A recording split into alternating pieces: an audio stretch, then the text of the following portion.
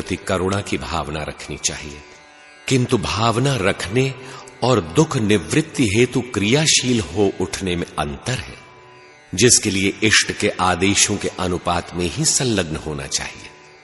पुण्यात्माओं के प्रति मन में प्रसन्नता की भावना रखनी चाहिए। गीता में कर्म की नियत विधि को ही पुण्य कर्म कहा गया है। इस नियत कर्म का आचरण करने वालों के प्रति प्रसन्नता की भावना होनी चाहिए कि भगवान की इन पर कितनी कृपा है। यही विधि है। इन्हीं सोपानों पर मुझे भी चलना है, न कि उनकी नकल करने लगे या उनमें दोष ढूंढने लगे। पापात्मा अर्थात जो पतन की ओर उन्मुख हैं, ऐसे लोगों का संसर्ग होने पर उनके गुण दोषों से तटस्थ रहना चाहिए। उदासीन नित रहिय गोसाई, खल परिहर्य स्वान की नाई। उसका त्याग नहीं, असंग रहना चाहिए। व्यक्ति बुरा नहीं होता, उसकी परिस्थिति ही ऐसी है। आप उनसे कुछ ग्रहण न करें। इन भावनाओं से चित्त निर्मल होने लगता है। चित्त वृत्ति को स्वच्छ करने के लिए अन्य उपाय बतलाते हैं। प्रच्छर्दन विधारणाभ्याम वा प्राणस्य, अथवा प्राणवायु को बारंबार बाहर निकालने और रोकने के अभ्यास से भी चित्त स्थिर होता है। श्वास को बाहर निकालें, जितना संभव हो उसे बाहर रोकें। बार बार श्वास बाहर निकालें और रोकें। 4-6 बार भी ऐसा करने से दूषित वायुमंडल बाहर हो जाता है। चिंतन में बैठने पर मन शीघ्र एकाग्र होता है।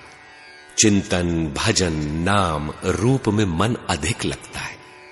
चित्त को स्थिर करने का एक अन्य उपाय महर्षि बतलाते हैं।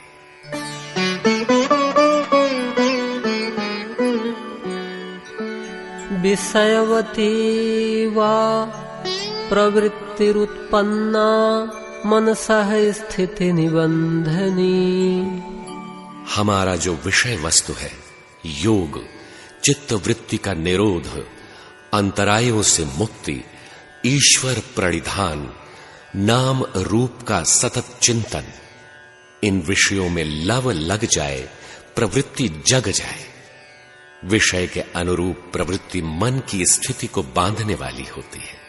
चिंतन का स्तर उन्नत हो जाने पर ईश्वरीय सहयोग मिलने लगता है। वह भी मन स्थिर करने में सहायक होता है। विशोकावा ज्योतिष्मती, प्रकाशमय ज्योतिर्मय दृष्टा एकमात्र परमात्मा है। उस ज्योति स्वरूप दृष्टा का दर्शन होने पर भी मन की तरंगें शांत हो जाती हैं। भगवान की अनुकूलता का अनुभव कर साधक का उत्साह बढ़ जाता है। यह दर्शन विघ्नों का शमन कर मन को स्थिर करने में सहायक होता है।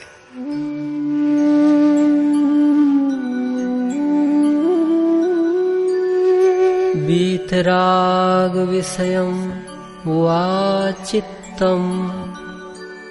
वीतराग अर्थात राग मुक्त महापुरुषों की जीवनचर्या को अंतःकरण में धारण करने से चित्त स्थिर होता है। ऐसे आप्त पुरुषों की स्थिति, उनकी रहनी, उनकी प्राप्ति का स्मरण, चिंतन मनन करने से, उसके अनुरूप अपने को ढालने से भी चित्त स्थिर होने लगता है। विघ्न शांत होने लगते हैं। एक उपाय है स्वप्न।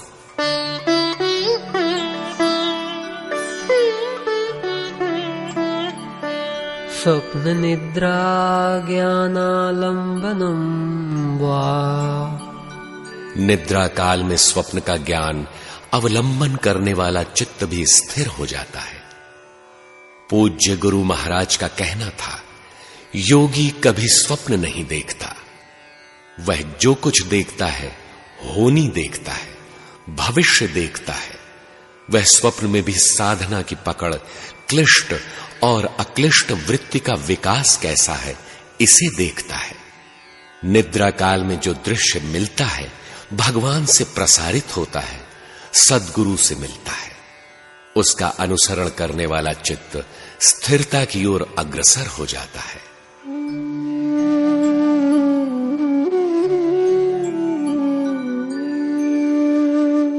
यथाभिमत ध्यानाद्वा, जैसा अभिमत है ईश्वर शरणागति, ओम के जप से अंतरायों का अंत, चित्त वृत्ति का शांत प्रवाहित होना, समाधि की जागृति, चित्त का एकाग्र होना, ऐसा कहीं से कुछ मिले उसे ध्यान में लेने से चित्त वृत्ति स्वच्छ हो जाती है। वातावरण को साधना के अनुरूप ढाल लेना, आशय को बदलकर साधन के अनुकूल ढाल लेना यथाभिमत ध्यान है। एक बार अर्जुन चिंतनरत था, अकस्मात कर्ण कुहरों में संगीत लहरी झंझना उठी। उसने सिर उठाकर देखा तो उर्वशी खड़ी थी, जो देवलोक की अप्सरा नृत्यांगना थी। सभी उसके रूप पर मुग्ध हो झूम रहे थे, किंतु अर्जुन ने उसे स्नेहिल दृष्टि से मातृवत देखा। शब्द रूप से मिलने वाले विकारों के स्थान पर अर्जुन ने आशय बदलकर साधनानुकूल मातृव्रत ध्यान किया। पूज्य महाराज जी के संरक्षण में साधनरत एक महात्मा निराधार विचरण की अनुमति चाहते थे। उनके बार बार आग्रह करने पर महाराज जी ने अनमनस्क भाव से अनुमति दे दी। वह महात्मा कुछ ही दूर आए होंगे, छोटे बच्चे पांव के बीच लकड़ी डालकर घोड़े का खेल खेल रहे थे। अचानक एक लड़का एक पांव उठाकर कूदते हुए कहने लगा, लंगड़ा चींटा चला रिसाए, 9 दिन में बीता भर जाए, 80 कोस जमुना का तीर, कै दिन में पहुंचा वह वीर। इतना सुनते ही उन महात्मा को अपशकुन होने लगा। उन्होंने भगवान से निवेदन किया कि बच्चे तो खेल खेल में कुछ बोलते ही हैं, इस पर हमें अपशकुन क्यों हो रहा है? क्या वो मेरे लिए कह रहा है? भगवान ने समाधान दिया कि हां, तुम्हारी यही दशा है। तुम्हारा वैराग्य लंगड़ा है, योग रूपी यमुना दूर है, तुम्हारी गति औसतन 1 इंच प्रतिदिन है, अभी तुम्हारी क्षमता नहीं है। बस वे लौट आए। महाराज जी कहते थे, हो भगवान जब कृपा करते हैं तो पेड़ से, पौधे से, पशु से, पक्षी से, मनुष्य से, कहीं से भी प्रेरणा कर सकते हैं, बोल सकते हैं और पढ़ा देते हैं। वे सर्वत्र हैं, इसलिए सर्वत्र से बोल सकते हैं। इस प्रकार साधना में जो सहायक हो उसी को आशय में ढालकर ध्यान करते जाएं। ऐसा करने से चित्त स्वच्छ, निर्मल और स्थिर हो जाता है। भगवान दत्त ने 24 उदाहरणों से शिक्षा ग्रहण की। अजगर में भी उन्हें साधनोपयोगी एक गुण दृष्टिगत हो गया। उन्होंने देखा, भारी भरकम अजगर के मुख के समीप कोई न कोई जीव जंतु आ ही जाता, जो उसका आहार बन जाता था। दत्त भगवान ने उससे सीखा कि साधु को उदर पोषण के लिए द्वार द्वार नहीं घूमना चाहिए। अजगर कोई गुरु नहीं था, किंतु भगवान दत्त ने उससे भी सद्गुरुओं की विद्या को उद्दीप्त करने वाला एक गुण आचरण में ढाल लिया।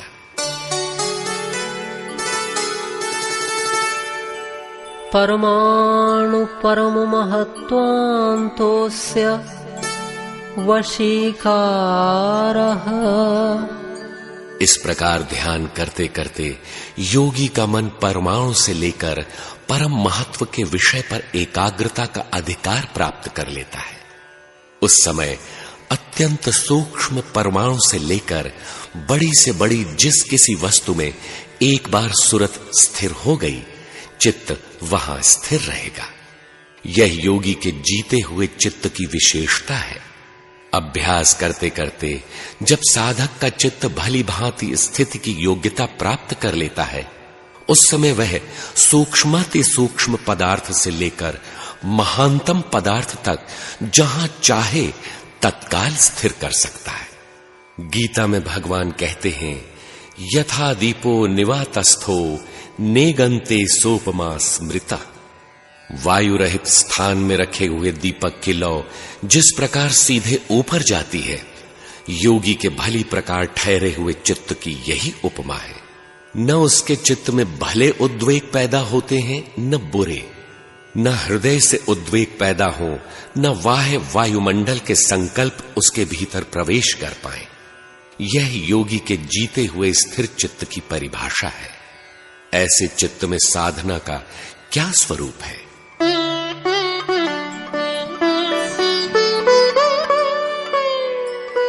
क्षीण वृत्तेरभिजातस्यैव मणेर्ग्रहेत्रिग्रहणग्राह्येषु तत्स्थतदञ्जनता समापत्तिः।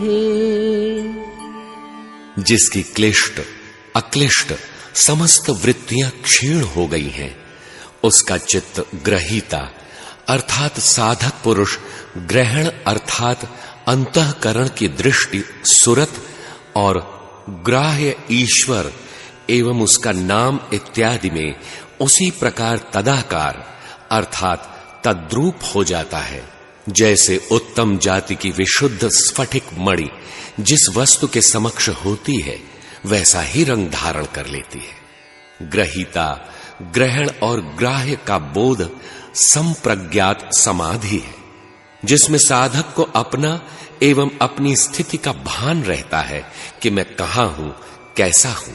अब समाधि के अगले चरण पर प्रकाश डालते हैं।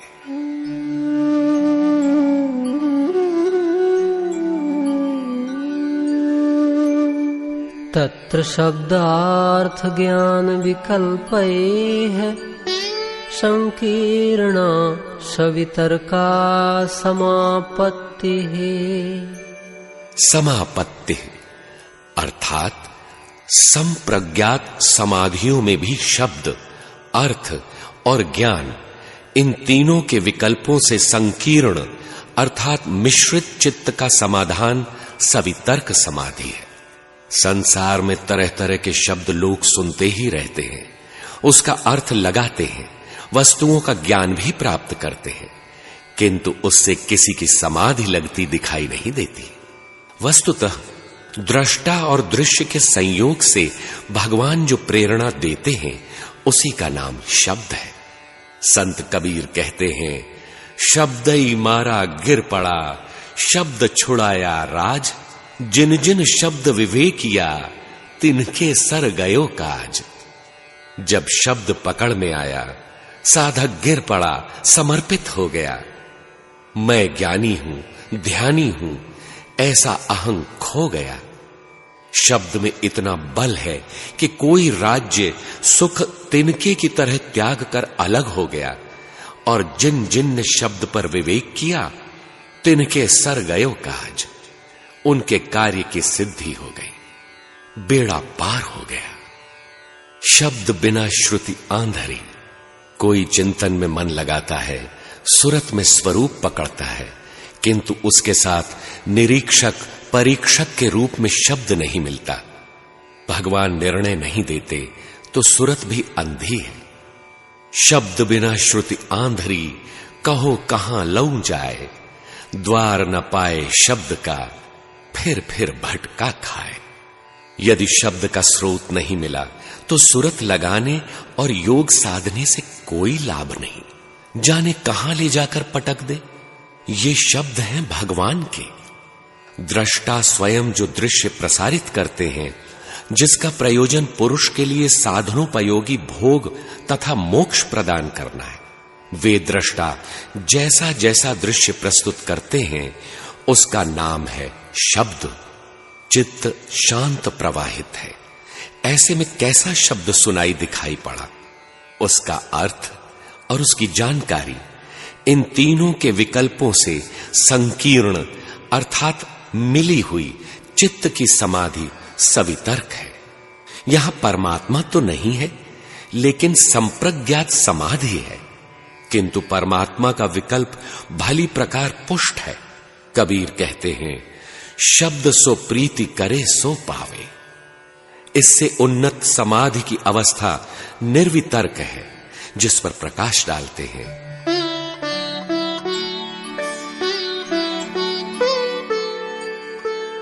स्मृति परिशुद्ध स्वरूप शून्यवार्थ मात्र निर्भाषा निर्वितर्का। जब चित्त का निज स्वरूप शून्य हो जाता है, केवल लक्ष्य मात्र का ही आभास रह जाता है, उस समय स्मृति परिशुद्धौ, स्मृति भली प्रकार शुद्ध हो जाती है। तब वह निर्वितर्क समाधि है।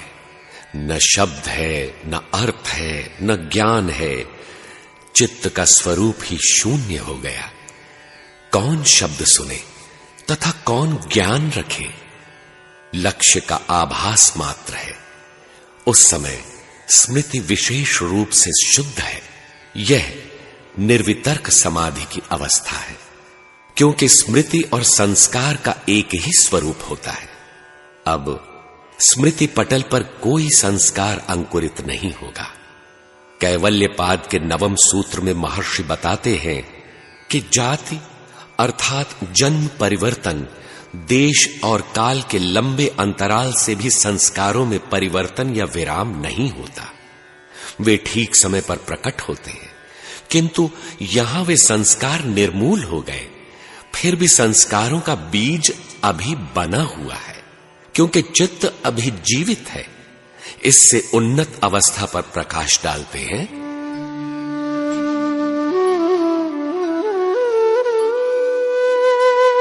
एतयैव सविचारा निर्विचारा च सूक्ष्म विषया व्याख्याता।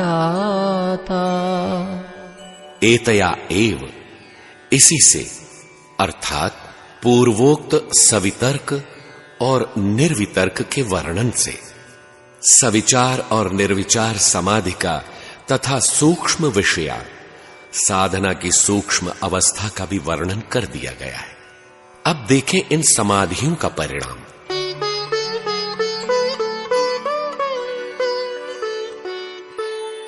सूक्ष्म विषयत्वं चालिंग पर्यवसानम। साधना की इन अति सूक्ष्म अवस्थाओं में अलिंग पर्यवसानम, प्रकृति की अति सूक्ष्म परतों मूल प्रकृति पर्यंत भली प्रकार वशीकार हो जाता है। अब प्रकृति भी उसे उद्वेलित नहीं कर सकती।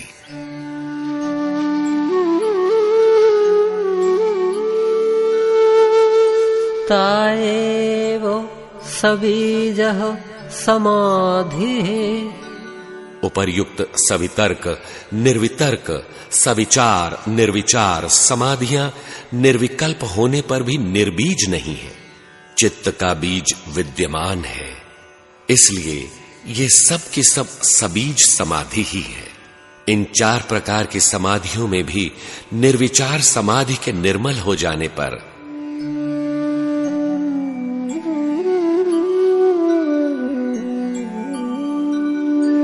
निर्विचार वैशारद्ये अध्यात्म प्रसादः।